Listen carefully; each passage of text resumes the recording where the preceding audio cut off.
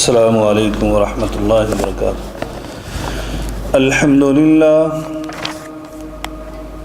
अल्हम्दुलिल्लाहि रब्बिल आलमीन वल आक़िबतु लिल्मुत्तक़ीन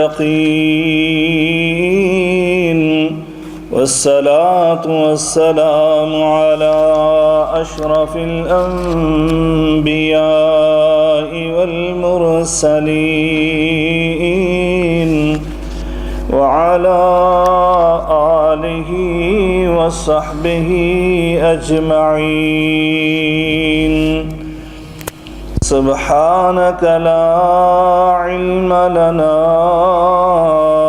इल्ला मा अल्लमतना इन्नक अंतल अलीमुल हकीम। रब्बि शरह ली सदरी व यस्सिर ली अमरी वहलुल उक़दतम मिन लिसानी यफ़क़हू क़ौली। अम्मा बअदु फ़अऊज़ु बिल्लाहिस समीइल अलीम मिनश शैतानिर रजीम। बिस्मिल्लाहिर रहमानिर रहीम। वस्समाइ ज़ातिल बुरूज वल यौमिल मौऊद व शाहिदिन व मशहूद। क़ुतिल अस्हाबुल उख़दूद अन्नारि ज़ातिल वक़ूद इज़ हुम अलैहा क़ुऊद वहुम अला मा यफ़अलून बिल्मुअमिनीन शुहूद। वमा नक़मू मिनहुम इल्ला अन युमिनू बिल्लाहिल अज़ीज़िल हमीद अल्लज़ी लहू मुल्कुस समावाति वल अर्द वल्लाहु अला कुल्लि शैइन शहीद। इन्नल्लज़ीन फ़तनुल मुअमिनीन वल मुअमिनात सुम्म लम यतूबू फलहुम अज़ाबु जहन्नम वलहुम अज़ाबुल हरीक़। इन्नल्लज़ीन आमनू व अमिलुस्सालिहात लहुम जन्नातुन तजरी मिन तहतिहल अन्हार ज़ालिकल फ़ौज़ुल कबीर।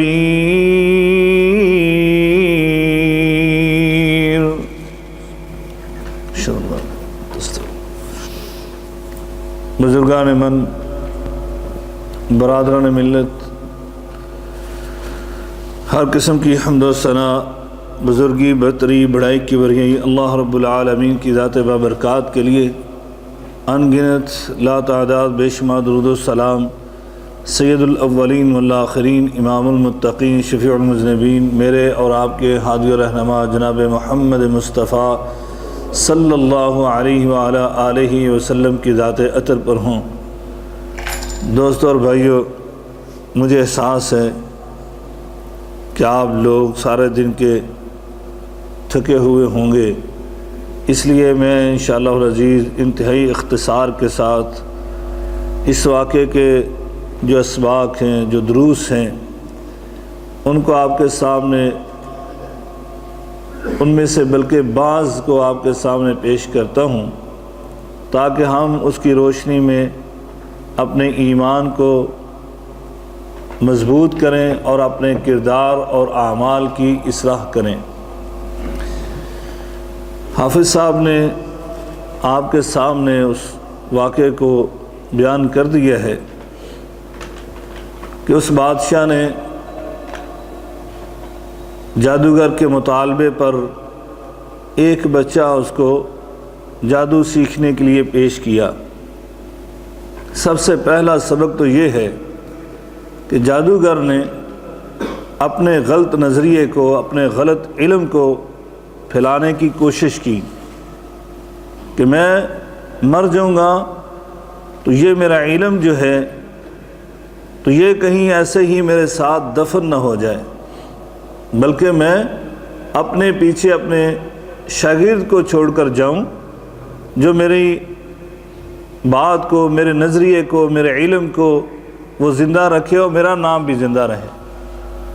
اس سے ہمیں یہ سبق ملتا ہے کہ اگر غلط لوگ اپنے نظریے کو پھیلانے کی کوشش کرتے ہیں تو ہم جو ہیں جن کا مقصد تخلیق اللہ رب العالمین نے ایک یہ بھی بیان کیا ہے، کنتم خیر امہ اخرجت للناس تأمرون بالمعروف وتنہون عن المنکر، کہ تمہیں ہم نے لوگوں کے لیے نکالا ہے، پیدا کیا ہے۔ لوگوں کے لیے پیدا کرنے کا مطلب یہ ہے جو آگے بیان کیا، تأمرون بالمعروف وتنہون عن المنکر، تم نیکی کا حکم دو اور برائیوں سے روکو۔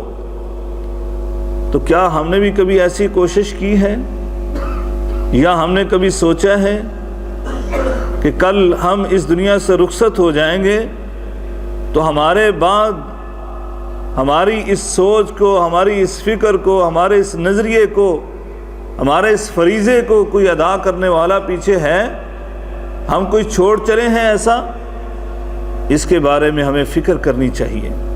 اگر ہم نے یہ کام نہ کیا تو کل اللہ کے سامنے ہم نے پیش ہو کے اس کا جواب دینا ہے، کیونکہ اپنے مقصد تخلیق کو اگر ہم نے پورا ہی نہیں کیا تو پھر ایک تو ہم نے اپنے مقصد تخلیق اس کو ضائع اور برباد کر دیا، دوسرا اللہ کے سامنے کیا جواب دیں گے۔ دوسرا سبق یہ ہے کہ اس جادوگر نے یہ کہا فَبْعَثْ إِلَيَّ غُلَامًا، ایک بچے کو بھیجنا، یہ نہیں کہا فَبَعَثْ إِلَيَّ شَابًّا اور رَجُلًا، کہ ایک نوجوان کو بھیجنا جو طاقتور ہو، قوی ہو، یا ایک جہاں دیدہ عقل مند آدمی، تجربے کار آدمی کو بھیجنا، نہیں، بلکہ کہا ایک بچے کو بھیجنا۔ کیوں کہا؟ اس لیے کہ یہ مقولہ ہے عربی کے اندر، معروف ہے، بلکہ اگر حدیث کہی جائے تو حدیث کے اندر مقال ہے، یعنی بعض علماء نے اس کے اندر مقال کیا کہ ضعیف روایت ہے، بہرحال یہ عربی کا مقولہ کہہ لیں، کسی حکیم اور دنا کا قول ہے۔ کیا کہا؟ التعلیم فی الصغر کالنقش فی الحجر، بچپن میں جو بچے کو آپ نے سکھا دیا ہے وہ ایسے ہی ہے جیسے پتھر پر لکھ دیا گیا۔ اس لیے اس نے کہا تازہ ذہن، فریش ذہن چاہیے تاکہ میں اس کو صحیح معنوں میں اپنا علم جو ہے وہ سکھا سکوں اور ساری زندگی وہ نہیں بھولے گا۔ اس لیے آج ہمیں اپنے بچوں کی فکر کرنی چاہیے۔ ہمارے پاس بہت سارے ساتھی آتے ہیں، جی میرے بیٹے نے میٹرک کر لیا ہے، جی اب آپ بتائیں میں اس کی تربیت کے لیے کس ادارے میں بھیجوں؟ اب کیا بھیجنا ہے؟ اب تو آپ نے سکھا دیا جو سکھانا تھا، اس کی تربیت ہو چکی، اب تو پتھر پر لکیر اور پتھر پر لکھائی ہو چکی ہے، اب کیا اس کا بدلنا ہے؟ پوچھیں جب بچپن میں ہے، جب چھوٹا سا بچہ ہے، جب تازہ ذہن اور فریش ذہن ہے کہ میں اس کو کیا سکھلاؤں، میں اس کو کیا پڑھاؤں، میں اس کی کیا تربیت کروں۔ ہم بچپن میں اس کی فکر نہیں کرتے، اب میٹرک کے بعد جب ہم دیکھتے ہیں وہ اب یعنی ہماری بات کو سنتا نہیں ہے، جب ہم بات کرتے ہیں ناگواری محسوس ہوتی ہے اس کے چہرے پر، پھر ہم فکر کرتے ہیں ہم اس کو دین کی طرف راغب کریں، کیونکہ دین والدین کے حقوق کو بیان کرتا ہے۔ اب ہمیں فکر ہوتی ہے، ہم نے بچپن میں فکر نہیں کی کہ اس کو قرآن کی تعلیم دی جائے جس کے اندر والدین کی عزت و احترام کو بیان کیا گیا۔ بہرحال ہمیں اپنے بچوں کی فکر کرنی چاہیے جب وہ بچپن میں ہیں کہ ہم ان کو کیا سکھلا رہے ہیں، کیا دے رہے ہیں، اور خصوصاً آج کے دور میں جبکہ یہ موبائل عام ہو چکے ہیں، بچوں کے ہاتھوں میں ہیں، اس پہ ہم کہہ دیتے ہیں یہ کارٹون دیکھ لیں، ٹی وی پر کارٹون لگا دیتے ہیں، بچہ کوئی اور نہیں کام کر سکتا، جی ضد کر رہا ہے اس کو ہم نے دھیان لگانا ہے، اس کو ہم نے ورچانا ہے، تو کیا کرتے ہیں؟ یہ کارٹون دیکھ، کارٹون میں کیا ہو رہا ہے؟ سب کا سب جھوٹ، ہم جھوٹ سکھا رہے ہیں اس کو، سب کا سب فریب اور دھوکہ۔ وہ کارٹون اوپر سے گرتا ہے، گاڑیوں سے ٹکراتا ہے، اس کو کچھ نہیں ہوتا۔ آپ بچے کو یہی سکھا رہے ہیں اوپر سے گرنے سے کچھ نہیں ہوگا، یہ گاڑی سے ٹکرائے گا کچھ نہیں ہوگا، یہ ہم سکھا رہے ہیں اس کو، اور تشدد پر ابھار رہے ہیں۔ لڑائی ہو رہی ہے، جھگڑا ہو رہا ہے، یہ بچے کے اندر آپ نے تشدد بھر دیا، یعنی ہر خرابی جو ہے آپ سمجھتے ہیں یہ کارٹون ہے، کچھ بھی نہیں ہے۔ نہیں بھائی، اس کے اندر بہت کچھ ہے، آپ تربیت کر رہے ہیں اس کی، اور اس کے ذہنوں پر نقش ہو رہا ہے، یہ بڑھاپے تک ایسے ہی نقش رہے گا۔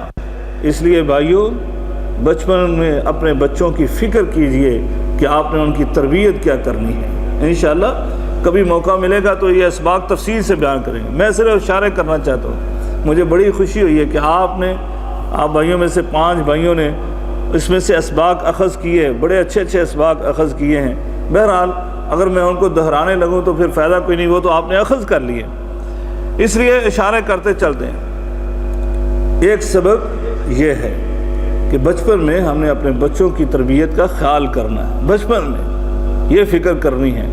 یہ نہیں آپ یہاں بیٹھے ہوئے اور آپ کہیں کہ اب میں تو نہیں کر سکتا، اس کی ماں ہی ہے وہی کرے گی۔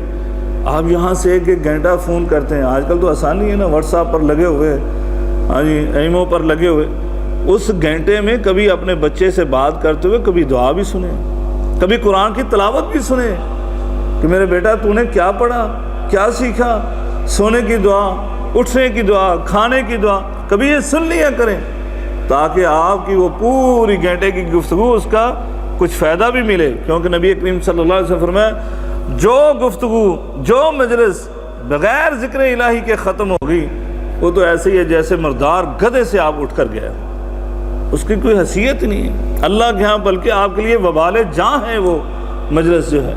بہرحال بچپن میں اپنے بچوں کی فکر کیجیے۔ اس کے بعد یہ بچہ جو ہے اس کے پاس جاتا ہے، اس سے سیکھتا ہے۔ جیسے حافظ صاحب نے بتلایا، حدیث میں ہے کہ رستے میں ایک عالم آتا تھا، اس کے پاس بھی وہ بیٹھتا تھا اور اس کی گفتگو اس کو اچھی لگی۔ یہ دین کے اندر جاذبیت ہے، ہمیشہ سے ہے۔ آپ اچھے انداز سے دین کو پیش کریں تو یہ اثر کرتی ہے، کوئی بڑا ہو، کوئی بوڑھا ہو، کوئی بچہ ہی کیوں نہ ہو، اس کو بھی اپنی طرف کھینچتی ہے۔ اس کے اندر مقناطیس کی قوت ہے، یہ اپنی طرف اس کو دوسرے کو متوجہ کرتی ہے۔ اس بچے کو بھی اس نے متوجہ کیا اور اس پر اثر یہ ہوا۔ اس لیے آپ دیکھیں اس نے پتھر پھینکتے ہوئے کیا الفاظ بولے، یہ نہیں کہا کہ جادوگر سچا ہے تو پھر یہ کر دو، بلکہ کہا اے اللہ تیرے نزدیک اگر یہ راہب جو ہے، عالم جو ہے، جو تیرے دین کی بات کرتا ہے، تیری توحید کی بات کرتا ہے، یہ سچا ہے اور جادوگر جھوٹا ہے تو پھر اس بلا کو یہاں سے ہلاک اور تباہ کر دے اور لوگوں کا راستہ کھول دے۔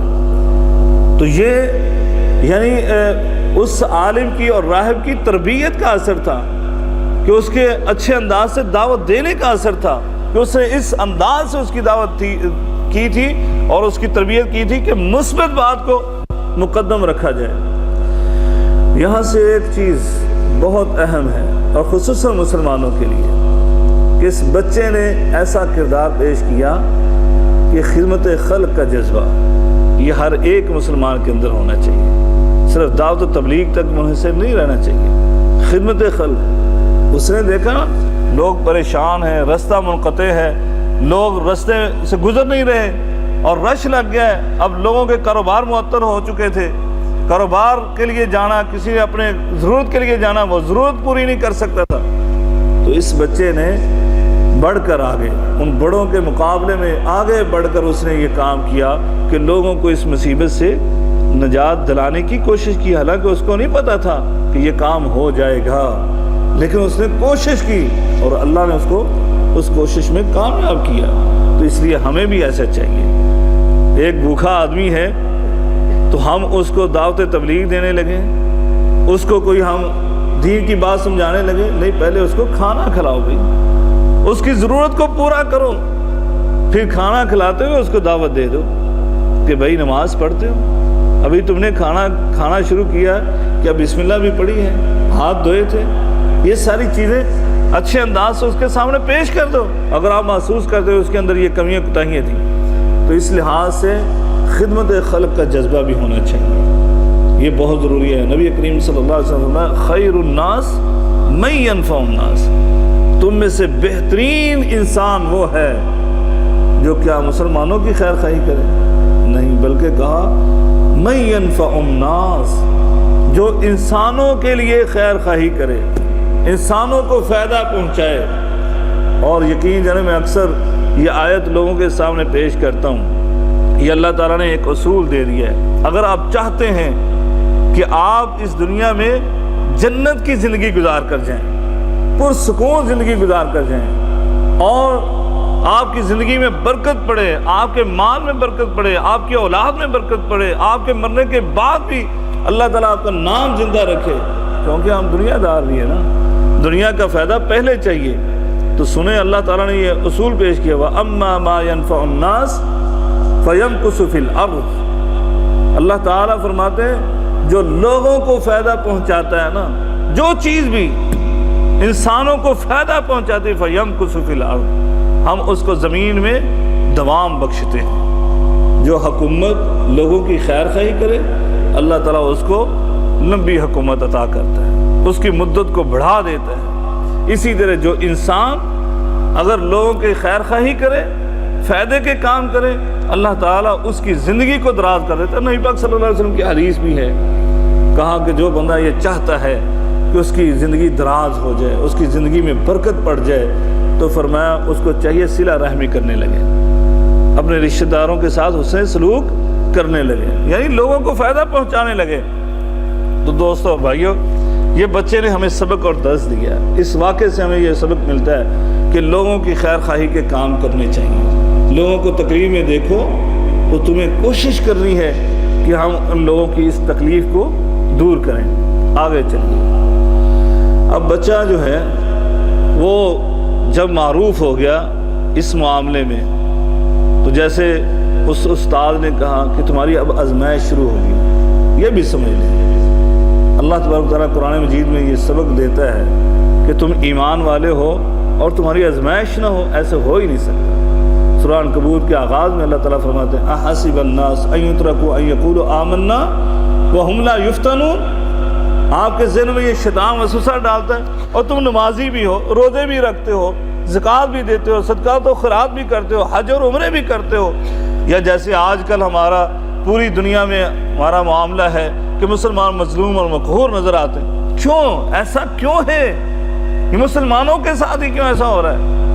تو بھئی اللہ تبارک تعالیٰ فرماتے ہیں اگر ایمان والے ہو تو تمہاری آزمائش ہوگی، تمہاری آزمائش ہوگی، تمہارے امتحانات ہوں گے، اس لیے یاد رکھو ان سے گھبرانا نہیں ہے، بلکہ اس میں ثابت قدمی دکھانا، اور اللہ تبارک و تعالیٰ یہی چاہتا ہے فَلَا يَعْلَمَنَّ اللَّهُ الَّذِينَ صَدَقُوا وَلَا يَعْلَمَنَّ الْكَاذِبِينَ۔ کون ہے ایمانی دعوے میں سچا، اللہ وہ دیکھنا چاہتا ہے، اور کون جھوٹا ہے، اللہ اس کو دیکھنا چاہتا ہے۔ یعنی خبیث اور طیب کو اللہ جدا جدا کرنا چاہتا ہے، اپنے پاکیزہ لوگوں کو الگ کرنا چاہتا ہے، اور جو خبیث لوگ ہیں، منافق قسم کے لوگ ہیں، ان کو اللہ تعالیٰ علیحدہ کرنا چاہتا ہے۔ یہ امتحانات، آزمائشیں اسی لیے آتی ہیں، اور بندہ مومن کی زندگی میں یہ آزمائش اور امتحانات آتے رہتے ہیں۔ اس لیے اس استاد نے کہا بھی اب تم نے عروج حاصل کر لیا ہے، تمہاری آزمائش شروع ہو چکی ہے، اب تمہارے امتحانات ہوں گے۔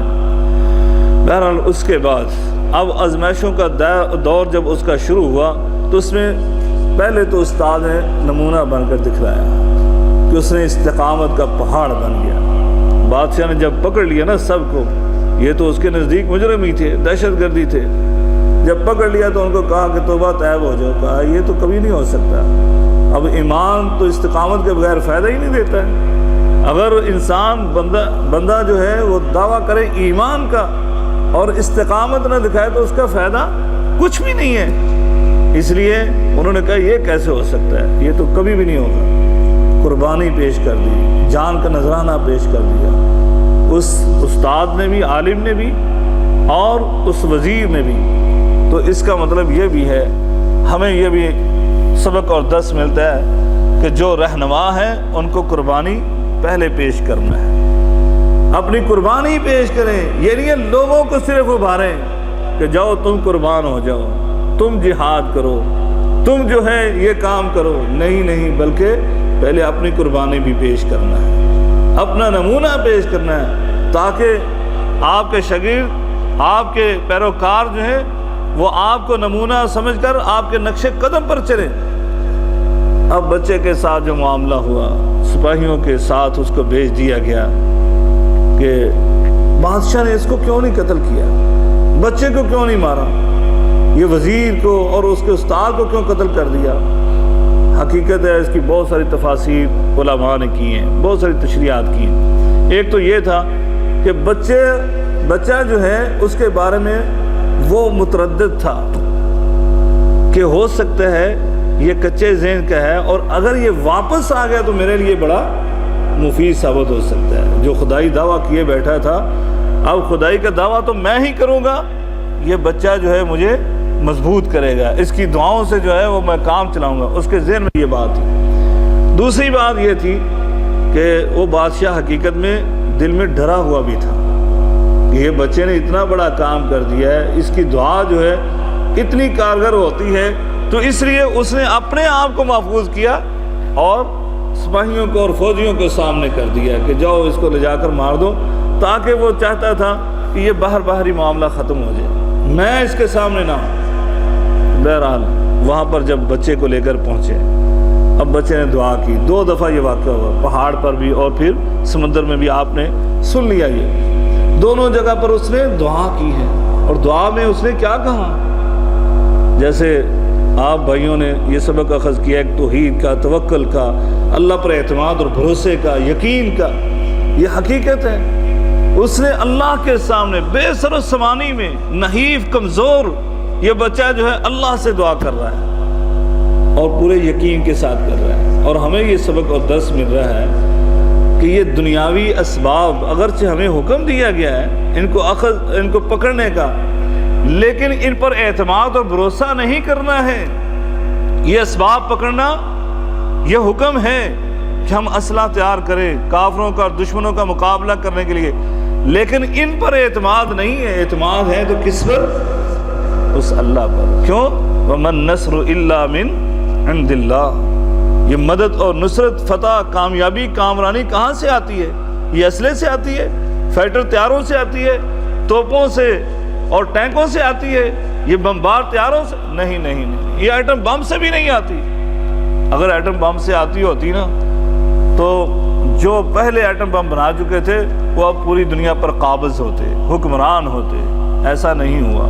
آپ نے دیکھا ہے آپ کے سامنے افغانستان کا معاملہ، یہ سپر پاور، اور صرف ایک نہیں ہے بلکہ 60 کے قریب ملکوں کی نیٹو فورس ہے، اور ان میں سے کئی سپر پاور ہیں ایٹم بم رکھنے والے، لیکن کیا بگاڑ سکیں؟ اتنے سالوں کے بعد آج وہ معاہدے کرتے ہوئے وہاں سے بھاگ رہے ہیں۔ تو یہ ہمیں سبق اور درس دیا جا رہا ہے، اصل اعتماد اور توکل اور بھروسہ کس پر ہے؟ اللہ پر ہے۔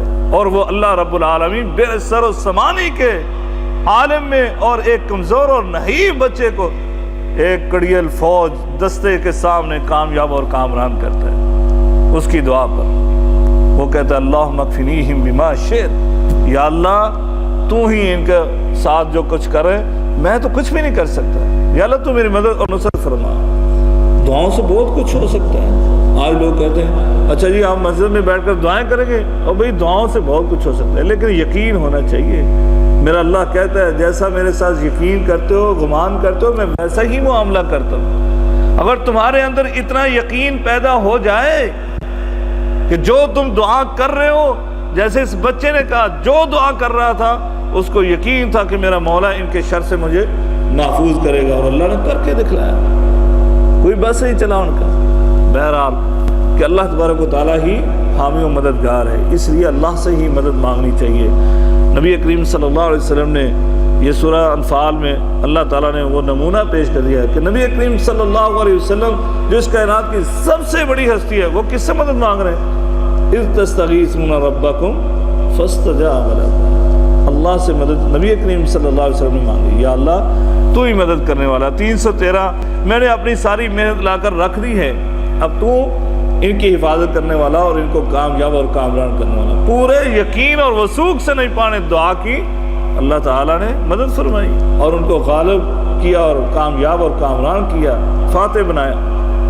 بہرحال اس کے بعد اب بچہ جو ہے اس کا بار بار آنا, بچہ یہ بھی کر سکتا تھا نا, پہلی دفعہ جب فوجی ہلاک ہوئے پہاڑ سے وہ نیچے اترا تو جنگلوں کی طرف نکل جاتا, روپ روش ہو جاتا, ہاں جی کہیں پر چھپ جاتا جا کر سکتا تھا یا نہیں کر سکتا تھا, کر سکتا تھا, لیکن ایسا نہیں کیا اس نے. کیوں نہیں ایسا کیا؟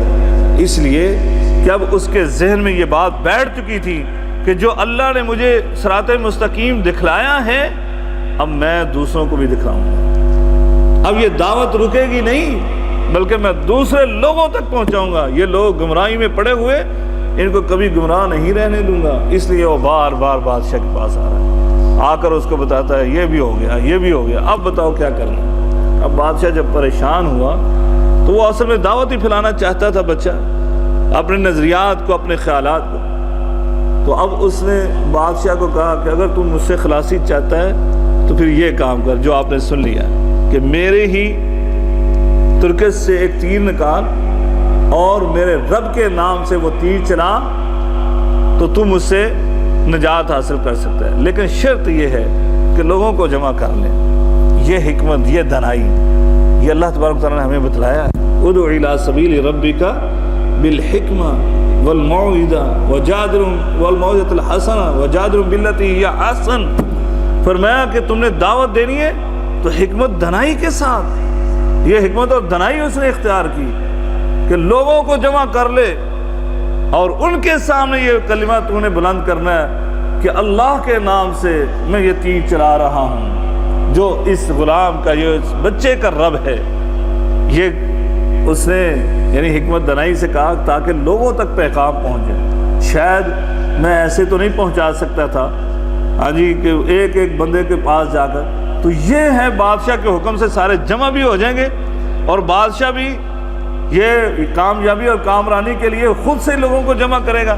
اس لیے اس نے یہ حربہ اور ترکیب آزمائی اور جس میں وہ کامیاب ہو گیا اللہ پر اعتماد کرتے ہوئے. اب اس میں جان کے جانے کا خدشہ تو کیا یقین تھا اس کو, اس لیے اس نے کہا. پہلی بات وہی پھر آ گئی کہ اپنی جان قربان کرنی پڑے دین کے لیے تو کرنی ہے. ہاں جی, اسی لیے اللہ تعالیٰ کہتے ہیں ان اللہ اشتری من المؤمنین انفسهم واموالهم بان لهم الجنہ. اللہ نے تمہارے ساتھ یعنی سودے کر لیے. آپ نے اللہ کے ساتھ سودا کرنا ہے یا نہیں کرنا ہے؟ اللہ نے کر لیا ہے مومن بندوں کے ساتھ. اگر مومن ہو تو اس کے لیے ہمہ وقت تیار رہو.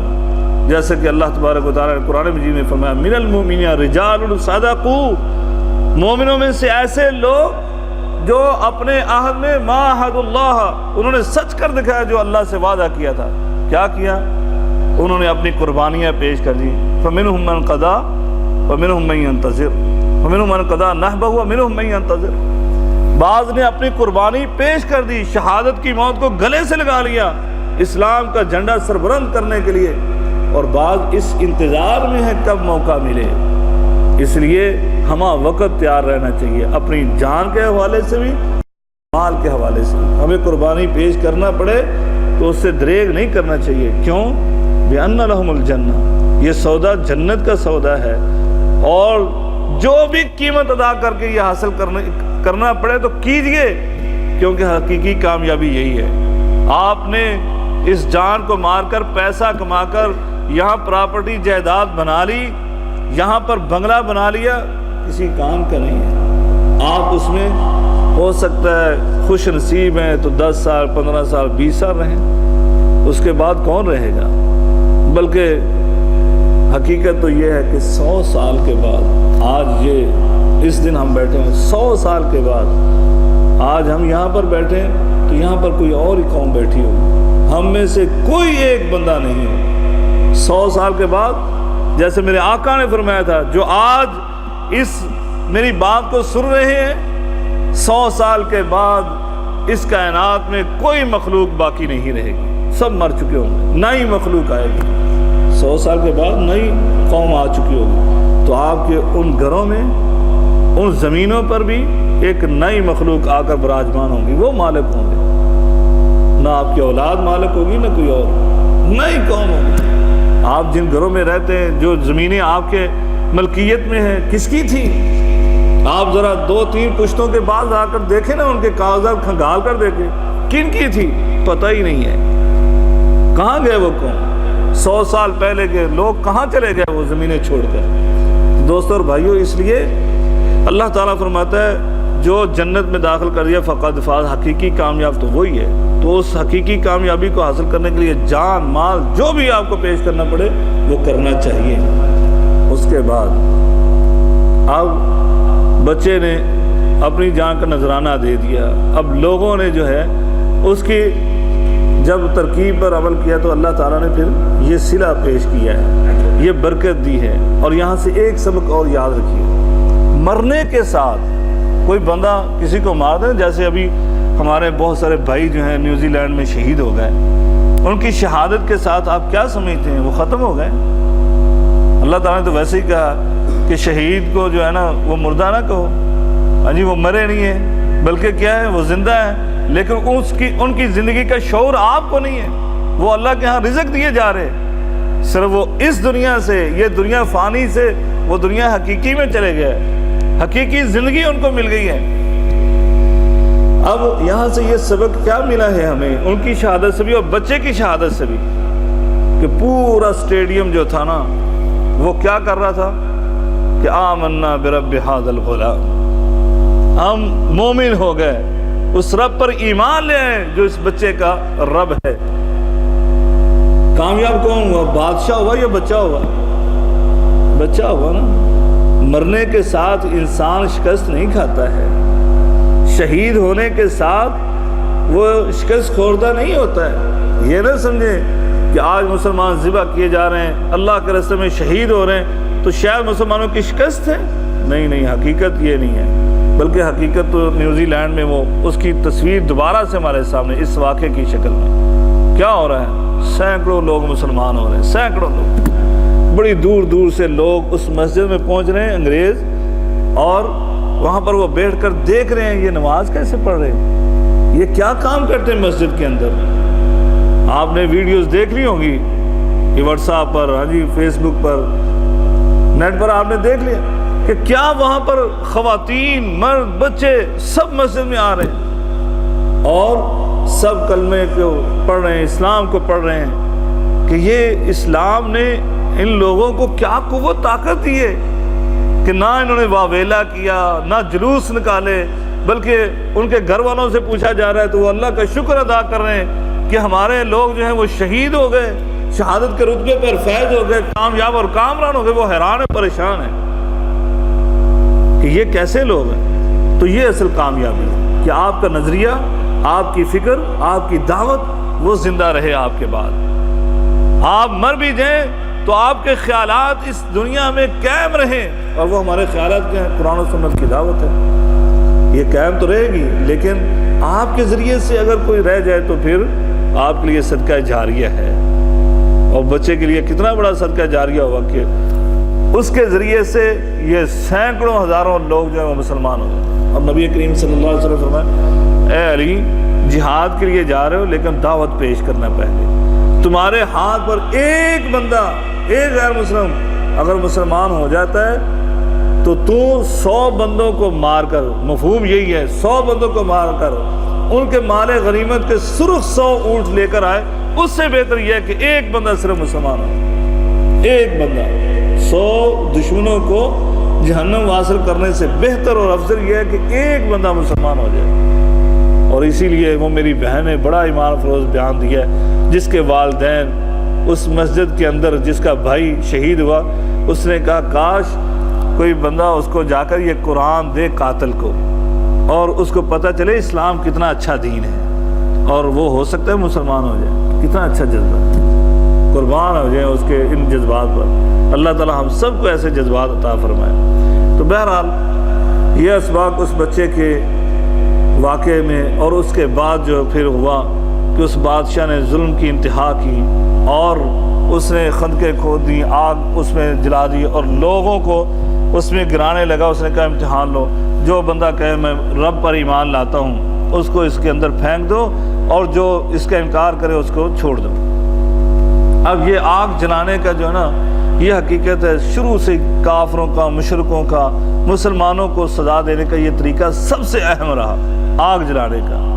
آپ نے بورما میں دیکھا کیا ہوا، آگ جلا کر جلایا جاتا تھا ان کو۔ ابھی انڈیا میں ایک علاقے میں آگ جلائی گئی اور مسلمانوں کے گھر جلا دیے گئے، لوگوں کو زندہ جلا دیا گیا۔ یعنی یہ ہمیشہ سے مشرکوں کا یہی وتیرہ رہا ہے۔ یہ بھی ہمیں سبق ملتا ہے۔ مشرک جو ہے، کافر جو ہیں، یہ آپ سمجھے کہ آپ حق پر ہیں، کہ حق والوں کے ساتھ ہمیشہ یہ کام کیا جاتا رہا ہے۔ بہرحال اس میں ایک خاتون آتی ہے دودھ پلاتے ہوئے بچے کو، دودھ پیتا ہوا بچہ اس کی گود میں تھا۔ جب استقامت دکھائی جاتی ہے، اللہ کے دین کے لیے قربانیاں دی جاتی ہیں، پھر اللہ اپنے مومن بندوں کے لیے کرامات بھی پیش کرتا ہے، کرامات کا ظہور ہوتا ہے۔ کیا کرامت کا ظہور ہوا؟ یہ عورت جو ہے، ظاہری بات ہے، آگ میں لوگ گر رہے ہیں اور دیکھ رہی ہے کہ ان کو گرایا جا رہا ہے، تو اس کا، عورت تھی، کمزور تھی، اس کا ایمان متزلزل ہوا۔ اب یہ بچہ، اس کا دودھ پیتا ہوا بچہ بول کر کہتا ہے، یا اماں، اے میری ماں، انکی انت علی الحق، تو حق پر ہے۔ یہ کیا ہو رہا ہے تجھے؟ تو یعنی ہچکچا کیوں رہی ہے؟